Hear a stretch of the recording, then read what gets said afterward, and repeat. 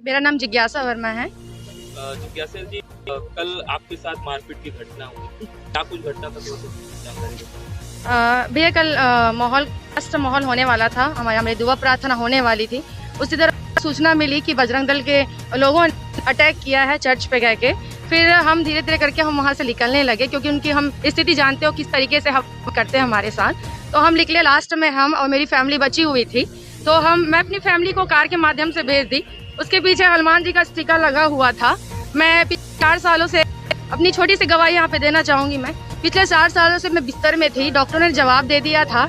मेरी स्थिति ऐसी थी कि मैं मरने के योग्य हो गई थी। लेकिन जब मैंने परमेश्वर को जाना और मेरे लिए जब प्रार्थना दुआ हुआ, तो मैं प्रभु के खिलाफ प्रभु के लिए मेरी श्रद्धा बढ़ी। मैं हिंदू फैमिली से हूँ, मैं आज भी वर्मा लिखती हूँ। कोई धर्मांतरण नहीं, कोई बत्तीसमा नहीं, कोई स्त्री को ये क्या बोलते हैं, जो बोलते हैं ना धर्म परिवर्तन।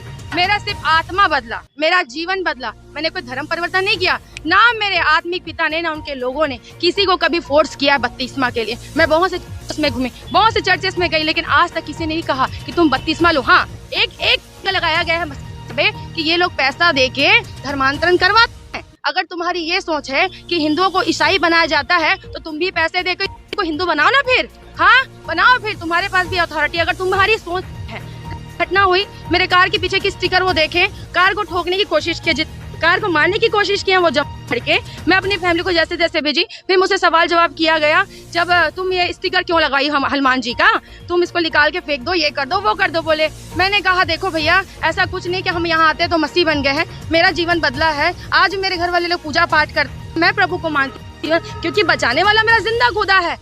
तो मैं उसको मानूंगी जिसने मेरा जीवन दिया, मेरे को जीवन दिया है ना। मैं अपने जिंदा परमेश्वर को मानूंगी। तो मैंने ये बात रखी। फिर जितने जवान थे मुझ पे लग गए, प्रभु को गंदी गंदी चीजें बोले, हाले का मजाक उड़ाया उन्होंने। उसके बाद वो ज्योति शर्मा बीच में से घुस के आई। फिर मेरे ऊपर चढ़ के बोलती है कि मेरे लोगों को तूने क्या बोला, मुझसे बात कर। तो मेरे दिमाग में आया कि इनके बच्चे नहीं लपाए, तो अपनी अम्मा को बुला के ला लिए। फिर वो चढ़ने लग गई, मेरे ऊपर झगड़ा करने लग गई। फिर मुझे बोलती है चप्पल उठा के मारूंगी क्या। फिर हमारा बहस हुआ। मैं बोली आंटी मैं क्या गलत बोली आपको, मैंने बस बताया कि ये बात है आंटी, मेरा जीवन बदला है। मैं बहुत तकलीफ में थी, दर्दों में थी, दर भटकी। मैं डॉक्टरों के दर पे गई, सारे लोगों ने हाथ खड़ा कर दिया कि कुछ नहीं हो सकता तुम्हारी जिंदगी का। लेकिन मेरे परमेश्वर ने, मेरे ईश्वर नासरी ने मुझे बचाया, मुझे नया जीवन दिया। इसलिए मैंने अपना जीवन परमेश्वर को समर्पित किया। मैं आज भी वर्मा हूँ, मैं आज भी हिंदू, मैं दंगे के चोट में बोलती हूँ, आज भी मैं जिज्ञासा वर्मा ही लिखती हूँ। मेरे घर में पूजा पाठ होता है। बस मैंने अपना जीवन परमेश्वर को दिया है। ये सारी बातें हुई, आंटी मुझ पे चढ़ने लगी। पीछे से अंकल थे, मुझे नहीं पता, उनका नाम नहीं पता। राकेश शिंदे का नाम जरूर लेना चाहूंगी, क्योंकि वो चर्च में घुसे थे तोड़ फोड़ करने के लिए। जब अंदर थे तब वो एंटर किए थे।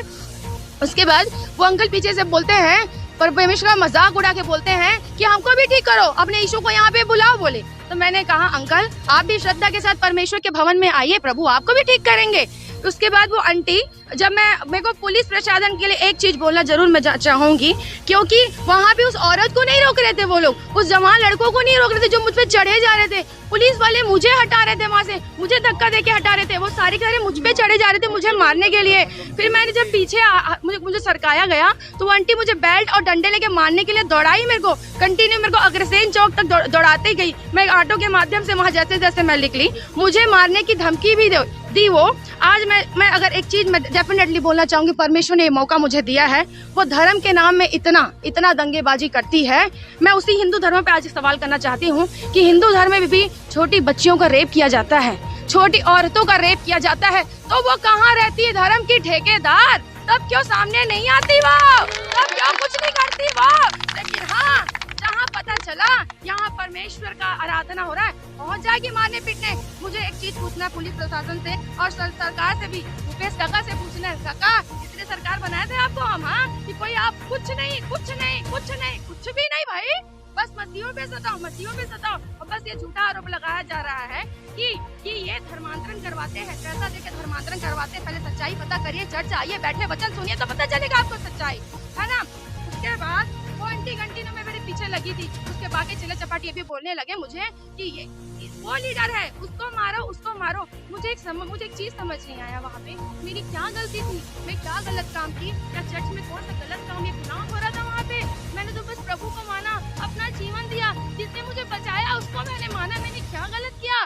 क्यों सरकार कुछ कुछ नहीं करती है ऐसे लोगों के खिलाफ। विशेषकर ज्योति शर्मा के लिए बोलना चाहूंगी, उस औरत को पुलिस आंट की तरह क्यों छोड़ दिया गया है। मैं ज्योति वर्मा से सवाल करना चाहूंगी, उस औरत को पुलिस आंट की तरह क्यों छोड़ दिया गया है कि जहाँ भी जाती है सर घुसा के आ जाती है, डंडा उठा के मारेगी, पैर उठा के मारेगी, गंदी गंदी गालियां देंगी और सर्वप्रथम पहले बोलते हैं ना कि